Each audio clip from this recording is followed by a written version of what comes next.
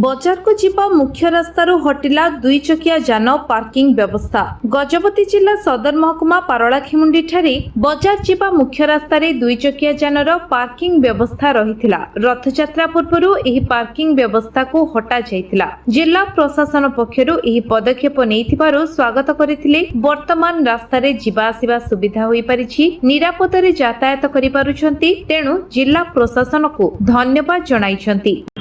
मो ना अभिमन्यु पंडा, पाराखिनी म्युनिसिपालिटी पूर्वतन उपनगरपाल एवं सहर एक वरिष्ठ नागरिक तथा बुद्धिजीवी।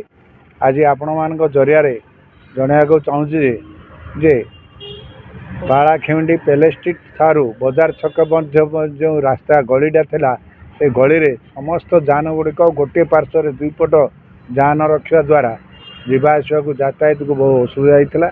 यही असुविधा बारंबार प्रशासनिक पुलिस एवं समस्त को जनइले कार्यकारी हो पार एवं विभिन्न हीरांचल और महाभारत न्यूज रे जाए प्रसारण होगा जो एप्रति प्रशासक तत्परता प्रकाश कले एवं पुलिस अधिकारी स्थानीय एसपी तत्परता प्रकाश करी मझी रास्ता भितर दुई चकिया जान हटाई जो बहु मात्रा रे लोक मानू वृद्ध वृद्धा एवं वरिष्ठ नागरिक मानू सुविधा होती।